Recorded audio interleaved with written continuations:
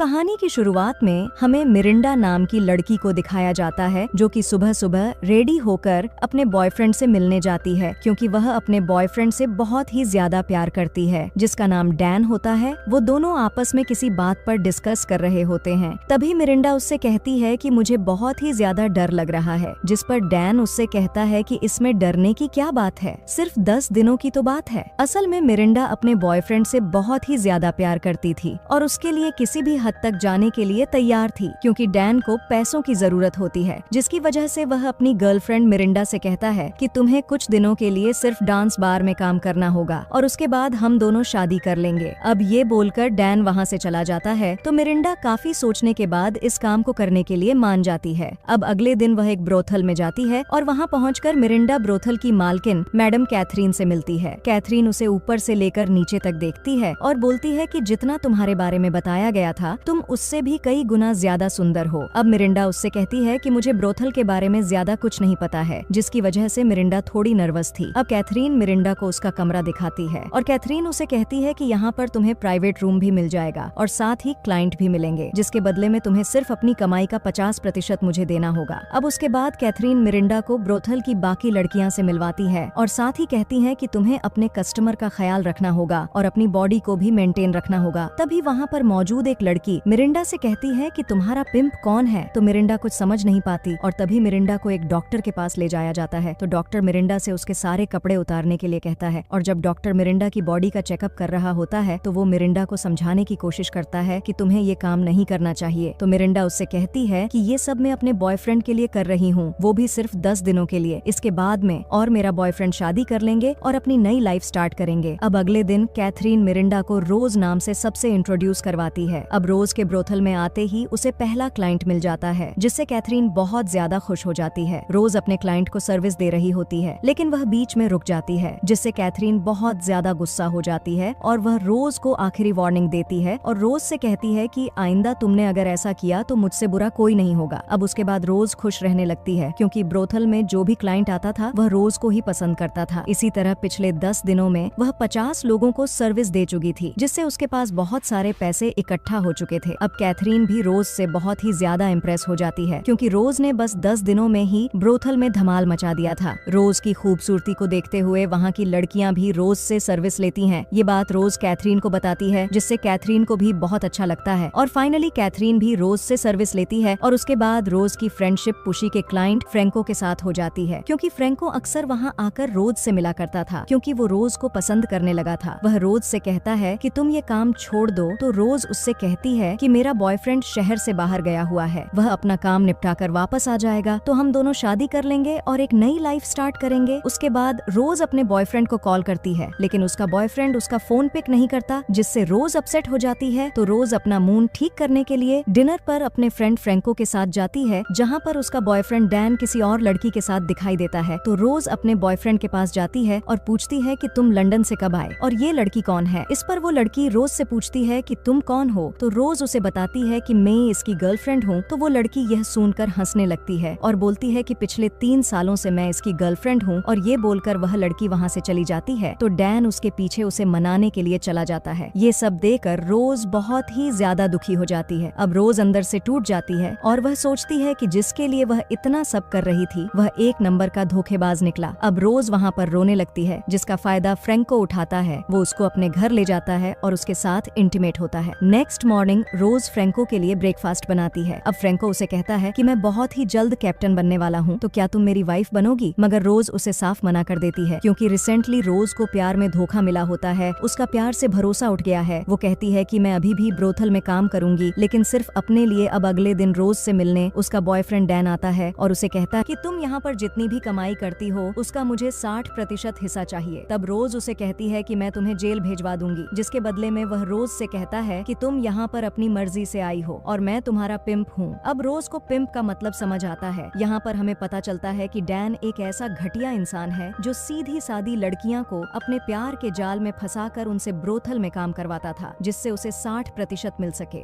रोज अब बहुत ही ज्यादा डर जाती है। इसके बाद वो कैथरीन से हेल्प मांगती है। तब कैथरीन उसे कहती है कि मैं तुम्हारी मदद करूंगी। अब अगले दिन एक लड़की का पिंप उसे बहुत ही ज्यादा मारता है, क्योंकि उस लड़की ने अपने पिंप को कमीशन नहीं दिया था। अब यह देखकर रोज बहुत ही ज्यादा डर जाती है और वह डिसाइड करती है कि वह इस ब्रोथल को छोड़ देंगी और कहीं दूर जाकर कोई अच्छी सी जॉब्स कर लेगी। अब अगले दिन रोज वहाँ से निकल जाती है, लेकिन रास्ते में रोज को उसी लड़की का पिंप दिखाई देता है जिसने उस लड़की को मारा था। वो रोज को पहचान लेता है और ट्रेन में ही उसके साथ जबरदस्ती करता है। नेक्स्ट सीन में हम रोज को उसी लड़के के साथ एक नॉर्मल कंडीशन में देखते हैं। वो लड़का रोज से कहता है कि मैं तुम्हें एक अच्छी एक्टर्स की जॉब्स दिलवाऊंगा, लेकिन रोज साफ मना कर देती है क्योंकि उसे अब किसी पर भरोसा नहीं है। अगले सीन में रोज जॉब्स के लिए एक बार क्लब में जाती है, लेकिन उस क्लब का ऑनर रोज को गलत तरीके से ट्रीट करता है और उसे रिजेक्ट कर देता है क्योंकि उसी लड़की के पिंप ने रोज को जॉब्स देने से मना करवा दिया था, क्योंकि वह पिंप कहीं ना कहीं रोज से कमीशन कमाना चाहता था। अब रोज के पास कोई ऑप्शन नहीं बचा था। अब मजबूरी में रोज उसी पिंप के कहने पर एक नए ब्रोथल में काम करना पड़ता है और उसके जाल में फंस जाती है, क्योंकि रोज बहुत बड़े शहर में थी, जिस वजह से वहाँ पर बहुत ही अमीर क्लाइंट आते थे, जिससे रोज पुराने ब्रोथल से भी 4 गुना ज्यादा पैसे कमा रही थी। अब रोज बहुत ही ज्यादा खुश थी, मगर एक दिन अचानक वहीं पर काम करने वाली एक लड़की की मौत हो जाती है, जिसे देखकर रोज बहुत ही ज्यादा डर जाती है, क्योंकि उसे लग रहा था कि ब्रोथल में काम करते करते एक दिन उसके साथ भी ऐसा ही होगा। तो एक बूढ़ा क्लाइंट रोज को समझाता है और कहता है कि तुम्हारे साथ ऐसा कुछ नहीं होगा। फिर एक दिन रोज को फ्रैंको दिखाई देता है, जिसे देखकर रोज की खुशी का ठिकाना नहीं होता और दोनों इंटीमेट होते हैं। तब फ्रैंको रोज से कहता है कि मुझे कुछ पैसों की जरूरत है क्योंकि मुझे एक बोट लेनी है, तो रोज उसे कुछ पैसे दे देती है, जिसके बाद फ्रैंको रोज से कहता है कि मैं ये पैसे तुम्हें जल्द से जल्द लौटा दूंगा, इसके बाद हम दोनों शादी कर लेंगे। अब अगले दिन रोज जिस ब्रोथल में काम करती थी वहाँ पर पुलिस की रेड पड़ जाती है, जिससे वह ब्रोथल बंद हो जाता है। अब रोज के पास फिर से कोई ऑप्शन नहीं होता, तो वह किसी दूसरी जगह पर जाकर ब्रोथल में काम करने लगती है। रोज को पता होता है कि धीरे धीरे सारे ब्रोथल बंद हो जाएंगे। अब अगले दिन रोज को पता चलता है कि फ्रैंको की बोट पुलिस ने पकड़ ली है, जिस वजह से रोज बहुत ही ज्यादा अपसेट हो जाती है। अगले दिन उस ब्रोथल में एक बहुत ही बड़ा पॉलिटिशियन आता है, जो कि अपने बेटे को जन्मदिन के गिफ्ट के तौर पर ब्रोथल में लाता है, क्योंकि वो भी जानता है कि ये सब ब्रोथल जल्द ही बंद हो जाएंगे। वहाँ पर बहुत सारी लड़कियाँ होती हैं, मगर पॉलिटिशियन के बेटे को रोज पसंद आती है। अब कुछ दिनों बाद उसी पाइनालिटिशियन का बर्थडे होता है, तो वो अपने मजे के लिए रोज को बुलाता है और दोनों इंटीमेट होते हैं। तो उस पाइनालिटिशियन को बहुत ही ज्यादा मजा आता है, तो वो सबके सामने रोज को अपनी वाइफ बनने का ऐलान करता है। अब शादी के कुछ ही दिनों के बाद उस पॉलिटिशियन की मौत हो जाती है, क्योंकि वो रोज के साथ कुछ ज्यादा ही मजे लेने लगा था। इसके बाद रोज उसकी आधी प्रॉपर्टी की मालकिन बन जाती है और वह फ्रैंको को एक नई बोट खरीद कर देती है। अब रोज और फ्रैंको एक साथ रहने का फैसला करते हैं और ये मूवी यहीं पर खत्म हो जाती है।